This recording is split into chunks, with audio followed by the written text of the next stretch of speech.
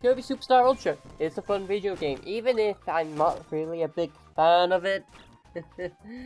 Well, that's signing my death run right there. But this game is a pretty easy one because I want to rank them. And guess what? This game has exactly 10 modes if you don't count the sub-games. So, today, that's what we're going to be doing. This will be my quick list of the top 10 Kirby Super Star Ultra game modes. Told you it's going to be quick.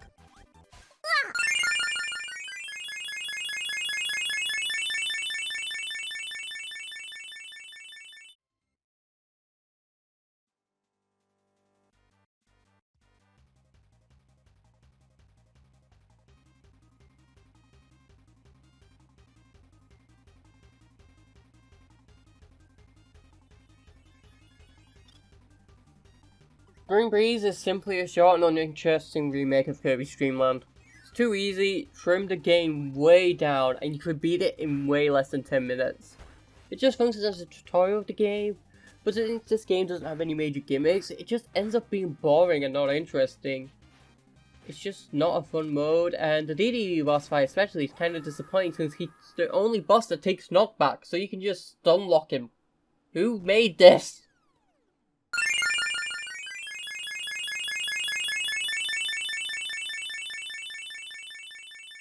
This is by far the least interesting arena. This concept was done way better in Star Allies, but in this game it just feels like padding for extra modes because you can. While being able to play as helpers in one player is very cool, I just don't think it carries this game mode enough. And One Band Duel is by far the least interesting version of an extra boss. Seriously, Luke looks at the X-Boxes and goes, yes, this is my favorite. The Rock. Nay, the Minecraft Diamond.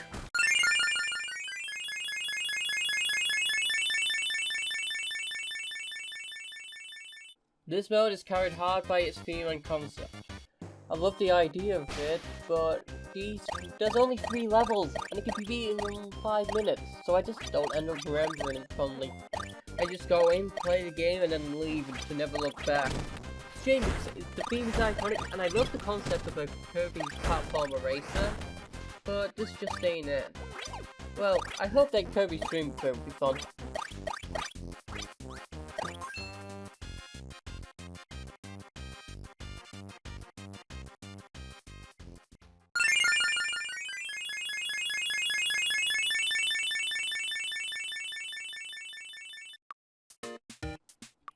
This has some fun levels, and the secrets do make it slightly more interesting than Spring Breeze. But otherwise, if this was put into a more modern Kirby game, I think this would be one of the weakest worlds by far.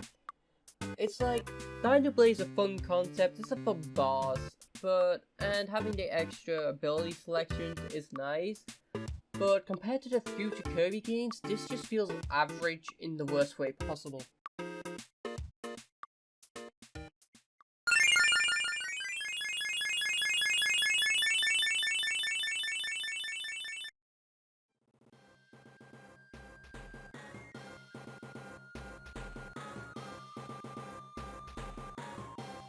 This mode is iconic! Then why is it so low down? The choice to pick any ability going in, or even just not have one at all and fight a bunch of bosses, this is a great concept.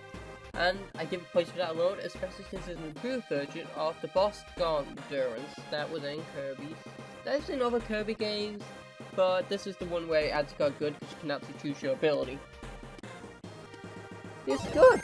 But it's just not that high because I don't have much fun facing the bosses in this game. I just don't think they're very interesting, you know, all that good stuff. But it's still a good mode, and it's just not my favorite.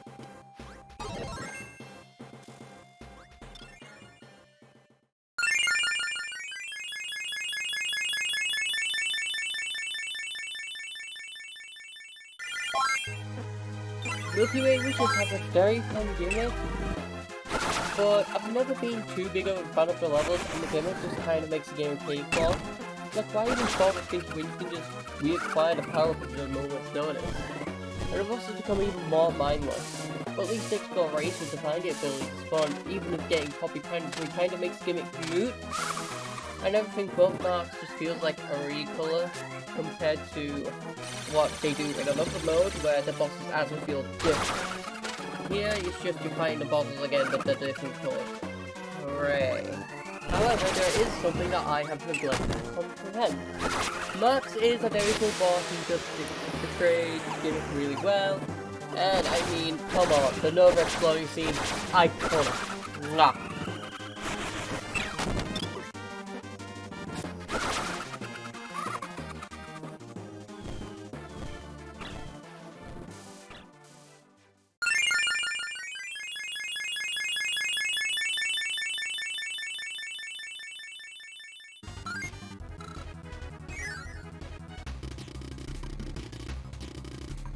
The levels aren't the greatest, and being interrupted every screen is pretty annoying, but this has one thing going for it. Atmosphere. The atmosphere of this mode is great. It keeps a pretty tense feeling throughout it all. The characters talking throughout the stage is really fun, and the Meta Knight boss and race out is definitely the standout moment of the whole game. It's no wonder why this moment is so memorable in terms of the game.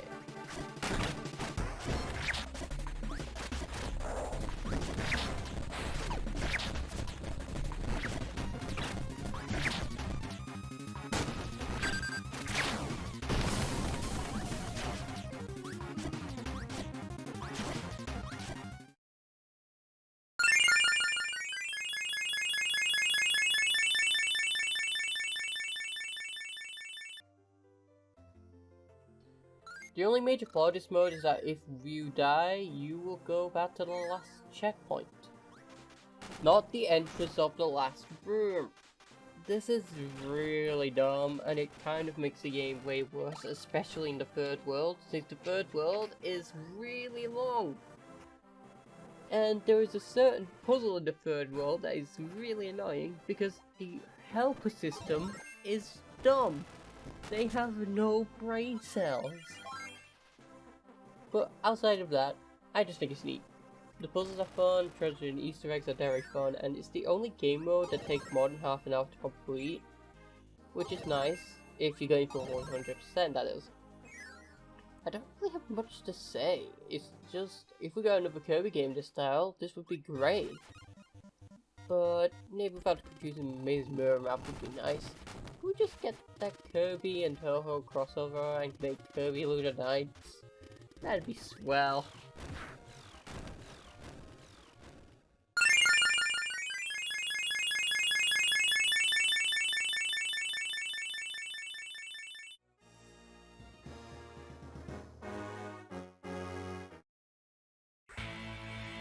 This mode is so high up just because it's so freaking fun and funny.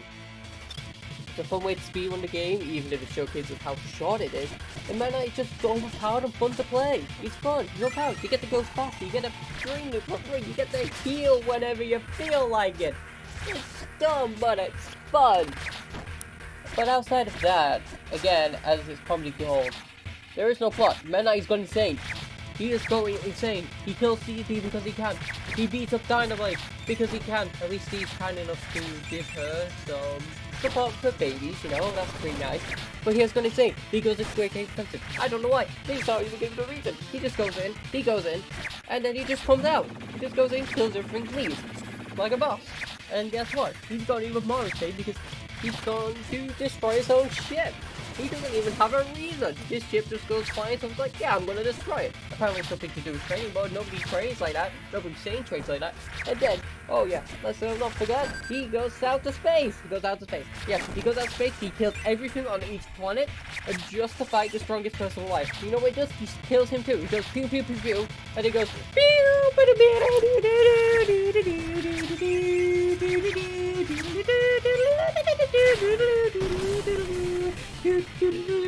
Meta Knight's gonna say, he's gonna say, it's great, he's overpowered, it's insane, and I love it. I don't know why. Why isn't insane Meta Knight more common in the fandom? I don't know, but he is insane, and he needs to be stopped, and he cannot be stopped, because he is gonna insane. Also, once again, the last Knight is a banger, and he is awesome. That's all I must say.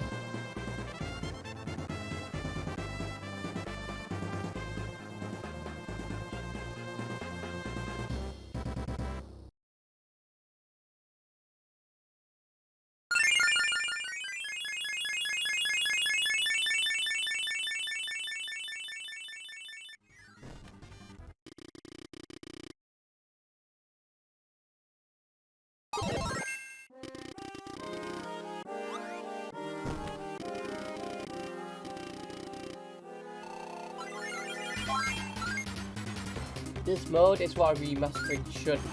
It's still very short, but it's also way more fun in my eyes.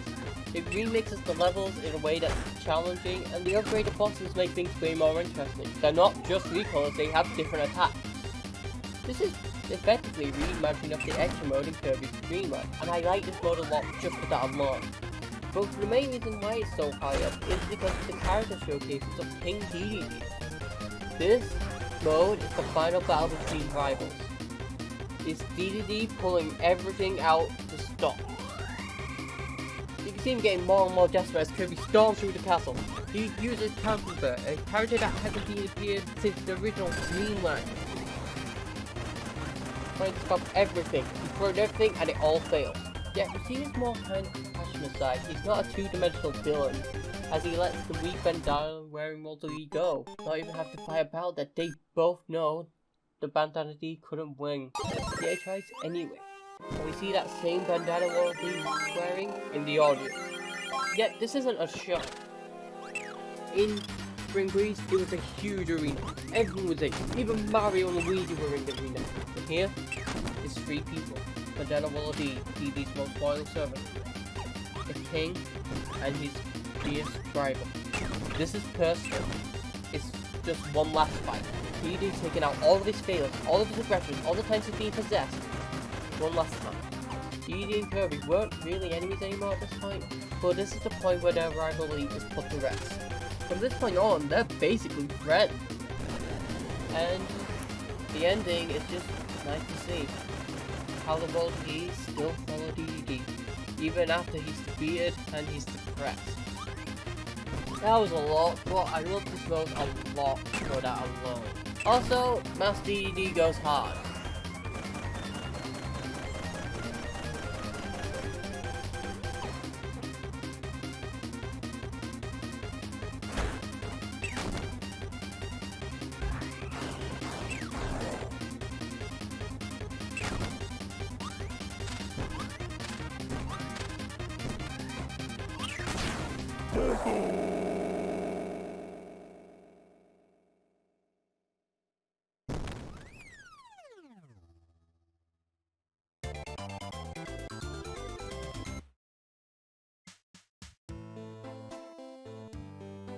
And that's the list of the top 10 sub games in Kirby Super Star Ultra. Once again, I'm not too big of a fan of this game, but honestly, it's still a really fun Kirby game, and that's all that matters.